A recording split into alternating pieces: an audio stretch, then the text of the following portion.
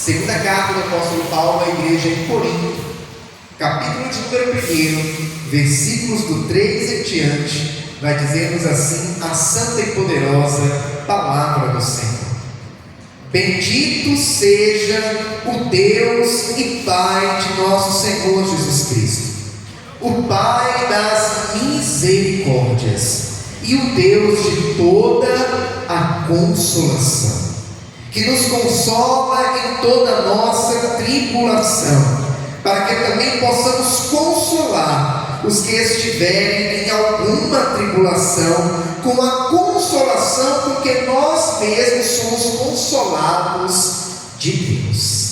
Aleluia! Somente até o versículo de número 4, e como é nosso costume, eu convido a igreja a repetir após mim o versículo de número 3, que diz: Bendito seja o Deus e Pai de nosso Senhor Jesus Cristo, o Pai das misericórdias e o Deus de toda consolação.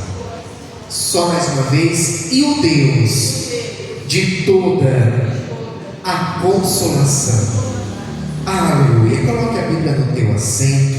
É momento de falar com Deus. Senhor amado, Pai querido, Deus Santo e Todo-Poderoso, estamos alegres, ó Pai, por estarmos na Sua casa nesta noite e por tudo quanto o Senhor já operou em nosso meio.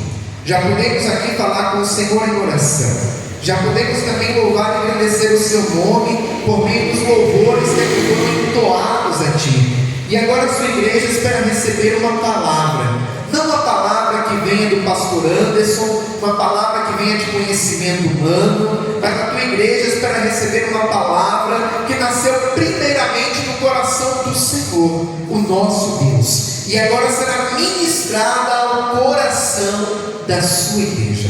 Por essa razão nós repetimos, ó Pai, que mais uma vez o Senhor venha abrir os nossos ouvidos espirituais, venha abrir, ó Pai, o nosso entendimento, para que nós possamos não apenas ouvir, mas entender a mensagem que o Senhor tem preparado a cada um de nós, e que esta palavra, ela seja como alimento para a nossa alma, combustível para a nossa fé, e como uma bússola, ó Pai, que nos aponta o norte, que nos mostra o caminho da sua vontade, que é boa, perfeita e agradável. Nesse momento, ó Pai, eu me coloco diante de Ti, como um simples servo que sou, eu lhe peço, usa-me, ó Pai, como instrumento em Suas mãos, para pregoar a santa e poderosa palavra do Senhor. É o que nós lhe pedimos, e desde já lhe agradecemos, ó Pai, em o nome do Senhor Jesus. Amém, e graças a Deus. Agora eu convido toda a igreja a dar a mais forte salva de palmas ao Senhor Jesus. Aleluia! Graças a Deus. A igreja pode tomar o seu assento, fiquem à vontade. Isso, louvado seja o santo nome do Senhor Jesus. Igreja do Senhor, segunda carta do apóstolo Paulo à igreja em Corinto. Nós sabemos que quando Paulo escreveu esta carta à igreja em Corinto, ele estava vivendo um momento em que o seu coração certamente estava entristecido. Pastor, por que entristecido? Porque um dos motivos de Paulo ter escrito a segunda carta à igreja em Corinto é porque haviam surgido ali no meio dos irmãos da igreja em Corinto falsos apóstolos, falsos homens de Deus, que estavam pregando heresias, pregando coisas que não eram verdadeiras, que não eram o verdadeiro evangelho de Cristo Jesus. E além de estarem pregando mentiras, eles estavam semeando intriga, dizendo que o apóstolo Paulo não pregava da parte de Deus, estava colocando em dúvida, inclusive, o chamado de Paulo, o chamado apostólico Então, quando ele escreve esta carta, eu imagino o coração do apóstolo Paulo, sim, entristecido. Eu imagino o coração do apóstolo Paulo, sim, preocupado pelo que estava acontecendo na igreja de Corinto. Até mesmo porque eu imagino que Paulo tinha um carinho especial por aquela igreja, visto que o Senhor o usou como instrumento para plantar aquela igreja. Foi Paulo que inaugurou a igreja em Corinto. Quando nós chegamos aqui, logo no início desta carta, no versículo de número 3, nós vamos ver que Paulo está falando a respeito de um Deus, que é o Deus que nos consola. Ele chega a dizer, o Deus de toda a consolação. O apóstolo Paulo está falando de um Deus que conhece o mais profundo e íntimo da nossa alma, conhece as nossas dores, conhece as nossas aflições e nos vê quando estamos sofrendo e chorando na sua presença. E ele continua a dizer que nos consola em toda a nossa tribulação, para que também possamos consolar os que estiverem em alguma tribulação, com a consolação com que nós mesmos somos consolados de Deus. O Senhor é aquele que tem consolo para a nossa alma nos momentos de adversidade. Eu costumo dizer que Jesus, Ele é o nosso melhor amigo, melhor e verdadeiro amigo. Porque neste mundo nós encontramos algumas pessoas que até dizem ser amigos. No entanto, no momento da luta, no momento da adversidade, se afastam e deixam aqueles que chamavam de amigo sozinho. Jesus é aquele que no momento da alegria, Ele está conosco. No momento das bênçãos, Ele está conosco e se alegra junto conosco. Mas no momento da adversidade, no momento das dificuldades da vida, Jesus também está conosco. E o apóstolo Paulo vai nos falar que o nosso Senhor é aquele que é o Deus de toda consolação. E verdadeiramente, existem momentos na vida que só o próprio Deus para nos consolar. Existem momentos na vida que pode chegar pai, pode chegar mãe, pode chegar aquele amigo do peito, ficar do seu lado, mas ninguém vai conseguir verdadeiramente nos consolar como Deus pode nos consolar. O que falar, por exemplo, para uma mãe que perdeu? O que falar para um filho que perdeu uma mãe? Nós podemos até dizer que sentimos muito, dar os nossos pêsames pela perda, pelo sofrimento que a pessoa está sentindo. No entanto, verdadeiramente consolar, só quem pode dar o real consolo é o nosso Deus, por meio do seu Espírito Santo, que nos conforta, que nos consola e que nos acalenta. A palavra do Senhor vai nos contar que certa feita Jesus estava indo para a cidade de Naim. E chegando ali, na porta de entrada da cidade, no sentido contrário, vindo para fora da cidade, estava um cortejo fúnebre. Ali, quem estava morto e sendo levado ao cemitério era um jovem.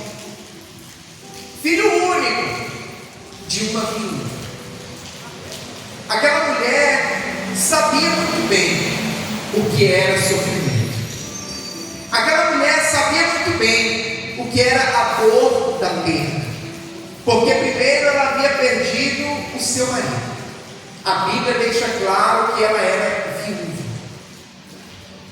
E agora, estando junto com seu filho, aquele que foi o único que havia restado para ficar ao seu lado, e que certamente lhe traria alguma esperança, lhe traria alegria, agora também havia morrido. E eu imagino aquele cortejo fúnebre, o esquife com o menino morto em cima, algumas pessoas carregando, uma multidão vindo atrás e do lado, aquela mãe chorando copiosamente. Aquela mulher estava levando para o cemitério o que ela tinha nesta terra de mais precioso. Aquela mulher estava levando para o cemitério aquele que era a sua esperança de dias melhores. Pastor, como assim? Naquela época, uma mulher viúva, infelizmente, o futuro que era reservado para ela não era um futuro muito promissor, porque a maioria das mulheres não exerciam um trabalho que era remunerado. Até havia na lei de Moisés uma determinação para que as viúvas fossem assistidas, mas infelizmente essa determinação que havia na lei de Moisés, ela era deixada de lado por muitos, era negligenciada. Então muitas viúvas, quando perdiam seu marido, não tinha nenhuma fonte de renda e era negligenciado pela lei de Moisés, porque as pessoas não colocavam em prática, ajudando as viúvas, acabavam passando por terríveis necessidades. No entanto, aquela mulher tinha um filho, e quando a viúva tinha um filho, ela tinha uma esperança, porque o meu filho vai trabalhar, o meu filho vai manter a casa. Só que agora ela não tinha mais marido e estava levando para o cemitério o corpo do seu filho. Eu imagino ali no meio daquela multidão, além do choro daquela mãe, o choro das carpinteiras, que eram pessoas que choravam em cortejos fúnebres, só que na direção contrária. Enquanto aquela mulher está levando para o cemitério o seu filho, está vindo na direção dela Jesus Cristo. Jesus estava vindo e Jesus se depara com aquele cortejo. Era costume da época, quando o cortejo fúnebre estava vindo, se tivesse alguém vindo no sentido contrário, ficava de lado, deixava o cortejo passar. Alguns até acompanhavam em solidariedade aos familiares que haviam perdido aquele ente querido. Eu me recordo que na minha cidade, na Bahia, é uma cidade pequena de 30 mil habitantes, ainda nos dias de hoje, o cortejo fúnebre, como a cidade é pequena, é feito literalmente pelas ruas da cidade, aonde algumas pessoas vão levando o caixão e todas as demais vêm atrás. E quando o cortejo fúnebre está passando na minha cidade, se alguém tiver com o som alto, abaixo na hora. Se o bar estiver aberto, até o bar fecha a porta para passar o cortejo. E na época de Jesus, na tradição dos judeus, havia-se também este respeito. No entanto, Jesus chega agora quebrando um protocolo. Pastor, por quê? Porque Jesus não dá passagem para o cortejo. Pelo contrário, Jesus interrompe o cortejo. Jesus para o cortejo. E a primeira coisa que ele faz é olhar para aquela mãe que está chorando, aquela mulher que já havia perdido o esposo e agora estava perdendo o seu filho, chores.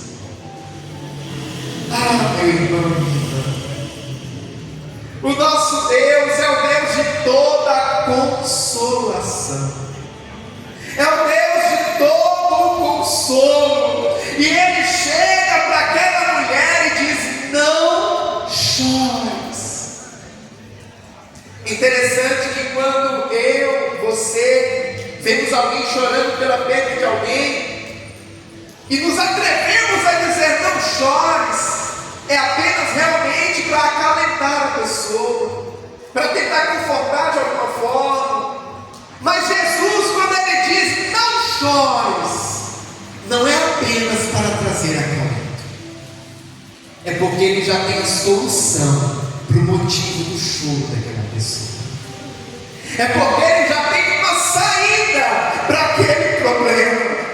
O nosso Deus é aquele que não apenas trabalha trazendo um paliativo, mas o nosso Deus é aquele que trabalha atuando na raiz do problema. Nós conhecemos a história, a palavra do Senhor vai nos falar que Jesus, Ele toca o mesquinho e ressuscita aquele menino que estava morto, e aquela mãe que estava levando seu filho para o cemitério pode agora abraçá-lo e levá-lo de volta para a sua casa. Ah, meu irmão e minha irmã, Jesus trouxe para aquela mulher verdadeiro consolo. Jesus verdadeiramente cessou as lágrimas daquela mulher. Ele não trouxe apenas uma palavra de conforto, mas Ele trouxe a solução para o motivo do choro dela. Eu não sei como você entrou aqui nesta noite, eu não sei de que maneira você chegou aqui nesta igreja hoje, mas eu quero te dizer que o Senhor Jesus é aquele que tem a solução para o motivo, para a razão do seu choro. Enquanto o homem apenas pode acalentar ou tentar acalentar, o nosso Deus, que é o Deus de todo o consolo, de toda a consolação, Ele atua na raiz do problema, Ele atua trazendo solução, e não importa o tamanho do problema, não importa a gravidade do problema. Ah, pastor, mas o problema que eu estou enfrentando é impossível de ser solucionado, é uma enfermidade que os médicos já disseram que não tem cura, é uma dívida, pastor, que é impagável, é uma sentença, pastor, que o juiz já bateu o martelo, é o coração de uma pessoa, pastor, que tem um coração duro, parece que é de pedra, e não cede, não dá o braço a torcer. Ei, Jesus ressuscitou um morto, Jesus fez alguém que estava morto voltar à vida. Você acha que realmente o seu problema não tem jeito? Pode não ter jeito para mim, pode não ter jeito para você, mas para o Deus que nós servimos tem jeito. Para o Deus que nós servimos tem jeito. Ele é o alfa, o ômega, o princípio e o fim. Ele é aquele que tem todo o poder nos céus, na terra e debaixo da terra. E basta uma palavra sua e tudo muda. Basta uma palavra sua, um milagre acontece. Pastor, mas o que eu estou enfrentando é um gigante, pastor. Maior do que esse gigante é o teu Deus. Maior do que essa muralha é o teu Deus. Maior do que esse mar que está à tua frente é o teu Deus.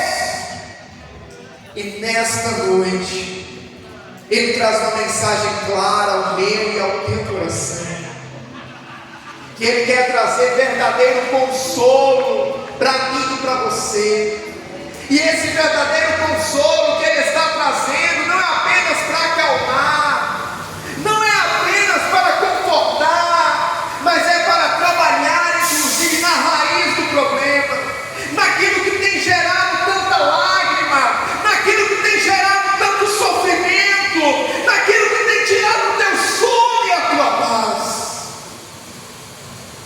Senhor, nesta noite, Ele quer atuar na tua vida.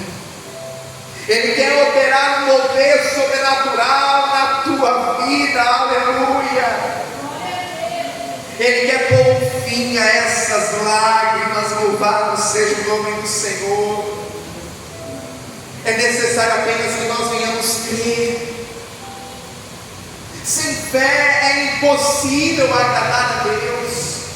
Nós precisamos crer, nós precisamos acreditar que Jesus é aquele que verdadeiramente pode fazer o impossível.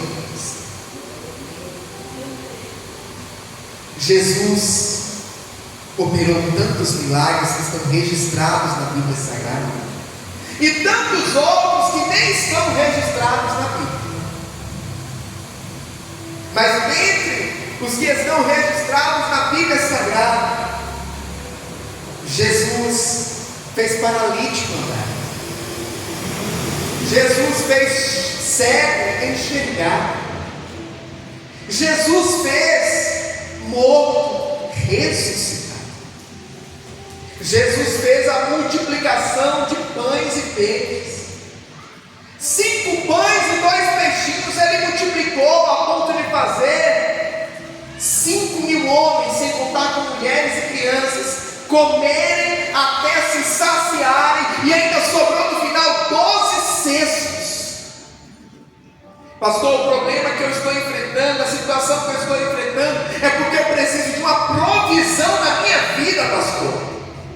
Eu preciso resolver um problema financeiro grave.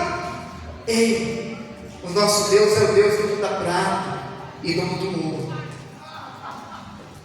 O nosso Deus é o Deus da multiplicação. Aleluia. O nosso Deus é o Deus que transforma. Ele transformou água em vinho.